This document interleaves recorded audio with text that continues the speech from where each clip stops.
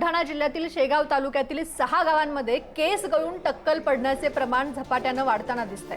केस गळती होत असलेल्या गावात अकोला आणि बुलढाणा मेडिकल कॉलेजचे पथक दाखल झाले। सर्वाधिक रुग्ण असलेल्या बोंडगावात रुग्णांच्या तपासणीला सुरुवात करण्यात आली आहे। आरोग्य विभागाने या गावांमधील पाण्याचे नमुने नागपूर येथील प्रादेशिक प्रयोगशाळेत पाठवले आहेत, तर लोकांच्या डोक्याच्या त्वचेचे 7 नमुने बायोप्सीसाठी अकोल्यातील शासकीय वैद्यकीय महाविद्यालयात पाठवले।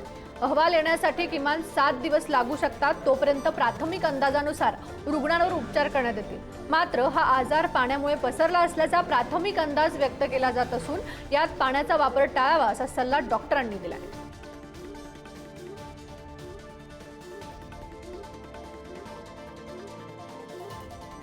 तर बुलढाण्यातील केस गळतीचं जे काही प्रमाण होतं हे वाढताना दिसतंय। त्या प्रकरणी आता आरोग्य पथक हे बुलढाण्यात दाखल झाले, त्यांच्याकडून गावात तपासणी केली जाते। तर हा प्रकार पाण्यामुळे होत असल्याचं समोर आलं असून पाण्याचा वापर टाळण्याचा सल्ला हा डॉक्टरांकडून देण्यात आलेला आहे।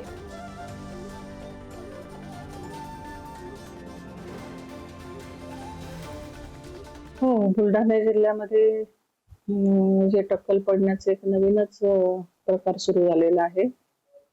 तर ह्याच्यामध्ये पाण्याचा इन्फेक्शनचा प्रकार असू शकतो। ज्या रुग्णांचे टक्कल पडलेले आहे असे 7 नमुने आपल्याकडे तपासणीसाठी आलेले आहेत। त्यांची बायोप्सी काढून आपल्याकडे तपासण्यासाठी पाठवलेला आहे। तर रिपोर्ट याला मिनिमम 1 आठवडा लागतो। रिपोर्ट आल्यानंतर आपण सांगू शकतो की ते कशामुळे झालं।